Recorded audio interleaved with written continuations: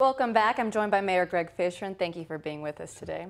Well, talking about Sunday night, around 8 o'clock, a Humana employee who was walking with his wife and he was shot and killed. And LMPD, they're looking for a second suspect, but they also have a 15-year-old in custody in connection to it. How can the city react to this random act of violence? Well, I mean, I react first with just kind of it's horrible, and it's a senseless loss of a life. You see a 15-year-old with a gun, you have to ask questions about how is that possible as well, what kind of supervision does he have? And there's just all kinds of questions that come about. The main thing is you just know today a family has lost a loved one, and nobody wants to go through anything like that. And 15 years old, these suspects, they seem to be younger and younger. What can we do to stop this, if anything? Well, somebody knows that they are out, that there's a gun. You know, what I tell everybody is, you know it's in your kid's backpack. You know, you may not want to look, but check it out. And so who's in charge of this juvenile? So it starts in the home. If there is a home, it's a community responsibility as well. But these are very difficult situations. My heart just goes out for Jason Spencer and his family, his new wife as well. These are just issues that nobody wants to go through. Okay, well, talking about another topic now, sexual harassment. It's been in the headlines across the country and here at home. We have some Metro Council members trying to push out Dan Johnson for similar allegations. At the same time, the governor has come out saying that any state employee should resign if they've settled a case. And some are saying that the governor seems to be having a strong approach while you're backing away about this issue. What do you have to say?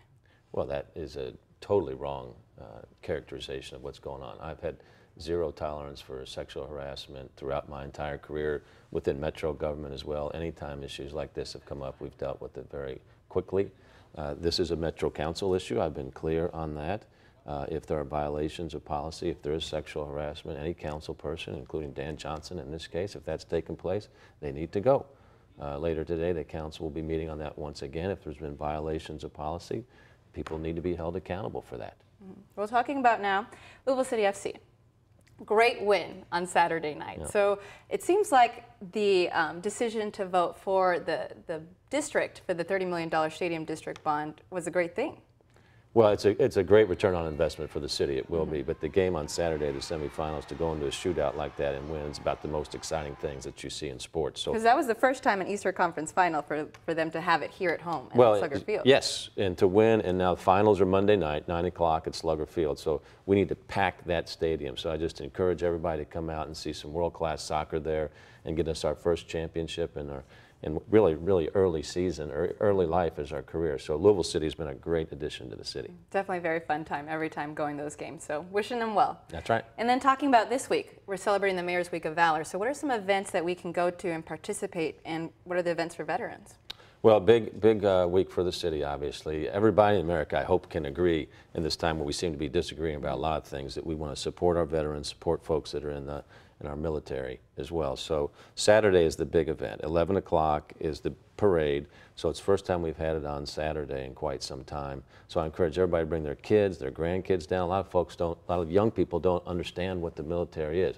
People need to appreciate our veterans and those that are in active duty. So that's Saturday at 11 o'clock on Main Street. Come down to that. I'm leaving here right now to go to the Hospice Health Veterans Memorial Dedication.